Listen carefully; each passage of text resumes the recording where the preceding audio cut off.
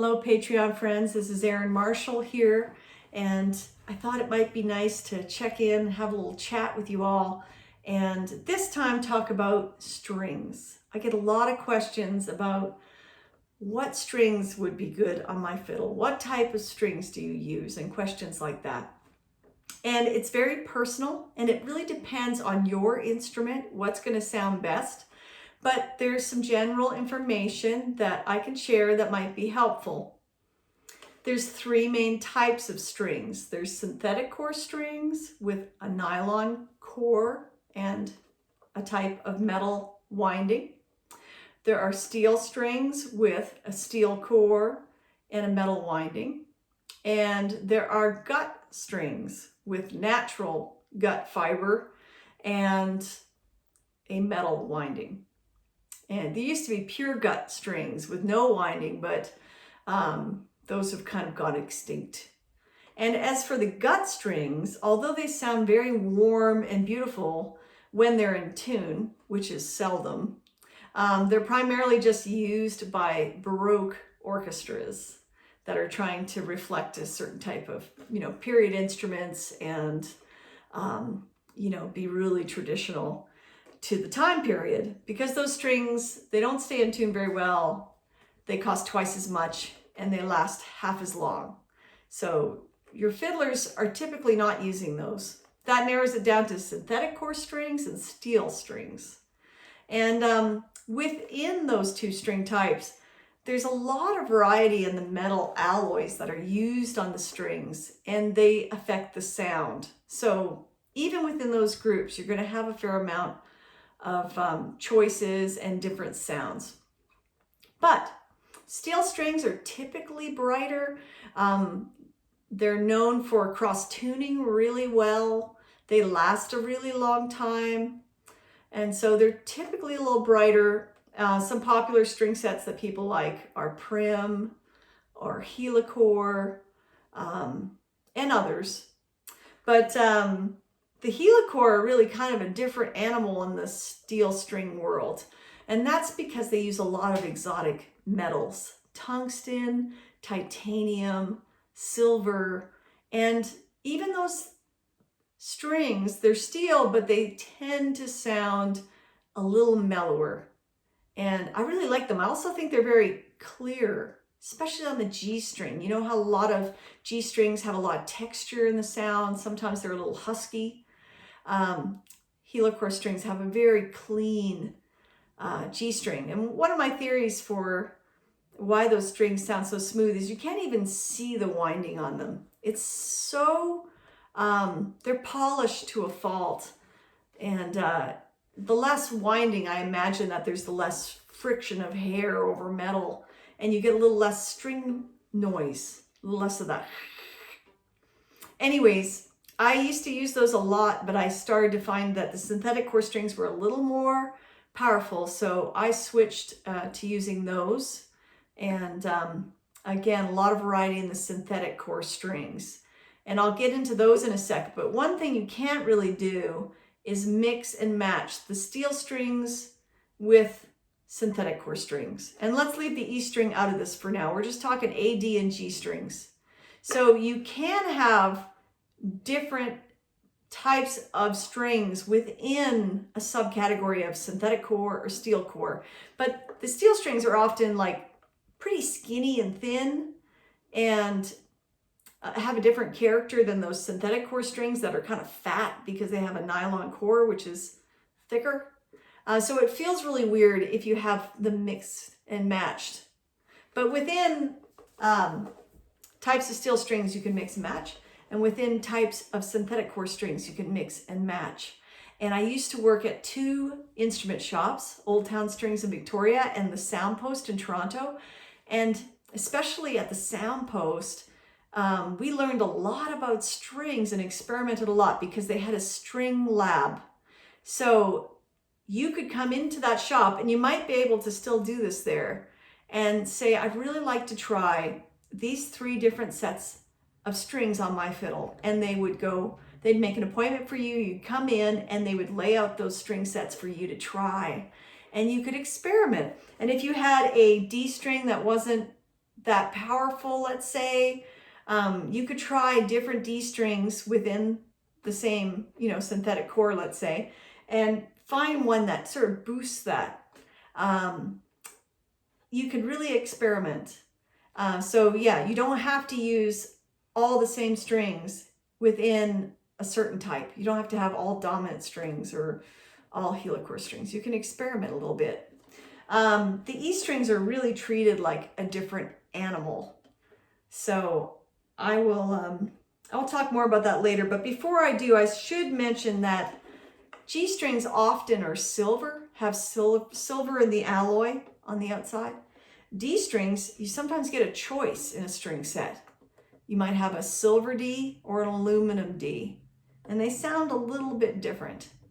The A string is usually aluminum, and silver's denser. So if you have a silver D, sometimes it'll even be thinner than aluminum A. So it can play a little trick on the eye when you're looking at strings. Right now I have a bit of a mix on here. You can tell by looking at the windings. So for my favorite strings, right, for this fiddle, it depends on the fiddle. Every time I fell in love with a set of strings, I would try it on a different fiddle, and it wasn't necessarily perfect on that fiddle. So that's why it's nice if you can somehow try them.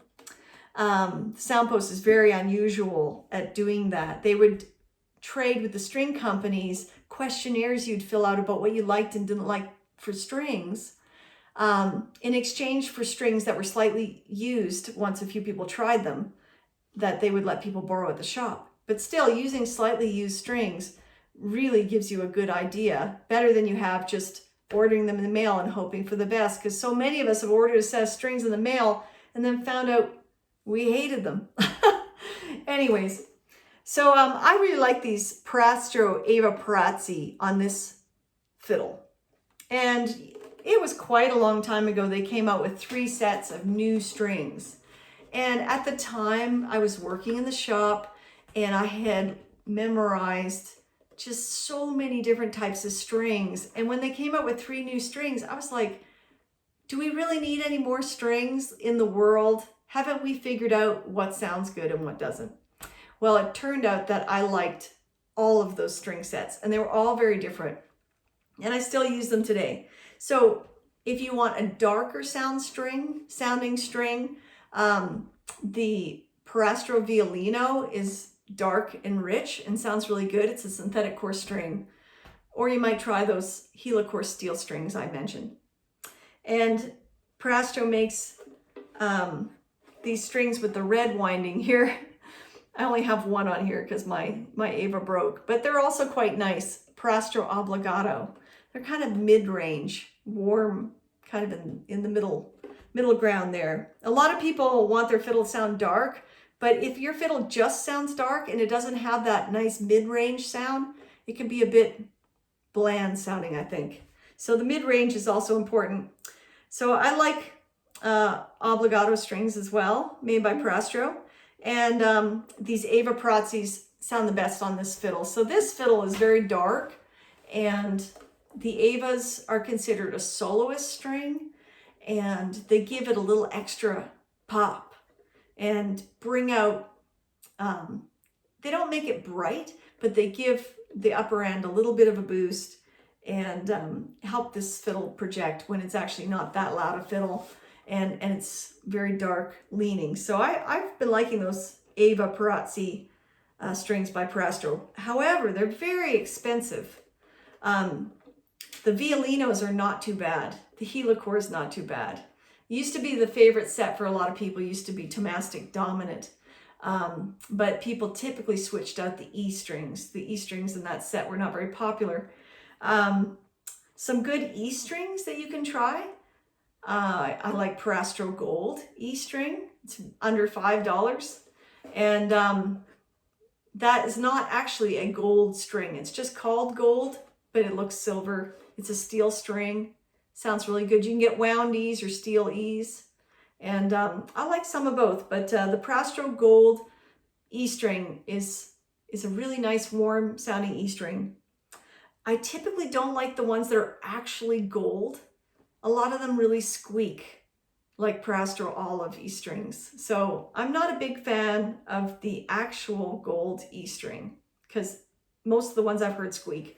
I really like the Kaplan Solutions E. It's got a black and white winding here, and it's actually called Kaplan Solutions Non-Whistling E, and it doesn't squeak. They have solved the squeaking problem. Now, when you make squeaking sounds on your fiddle, it's often because the bow has gone a little crooked or it's not hitting just right when you change from string to string. So some people think it's an indicator that, you know, they need to practice more, they have to bow straighter and all that stuff. Well, you can practice that on your own without having those awful squeak. So why suffer? Buy yourself a Kaplan string. And no, I'm not endorsed by any string company. These are just strings I like. So I liked that one as well, but it really depends on the fiddle. And that E string, it's a little mellower. Sometimes the helichord E is a little mellower. Most people find that their E string is a little too bright. So the E strings are really cheap, so you might as well grab a few and experiment with them. So that's a few quick things about strings. So don't be afraid to experiment and try different things in the string world. It's kind of fun. And while I'm at it, I might as well tell you how to put on a string properly, because a lot of people don't actually know. And I probably played 15 or more years. It was never a string teacher that taught me. It was working in those shops. And, you know, in the summer, our instruments sort of take on moisture. These pegs kind of swell up and they can be a little tight to use. You might need a pegicure. But in the winter, they shrink and they do the opposite thing, and they often unravel. And if your strings are wound properly, it's going to help them turn better and especially not unravel in the winter. So why don't I show you? Ideally, your strings are wound close to the peg box wall that they're on. See how it's the edge of the string is wound close to the peg box wall in each of these instances. Like here. There we go. There's your, I have to look at this because it's a bit backwards the way I'm looking at it. Okay. So a lot of people make the mistake of just winding the string on straight in the middle.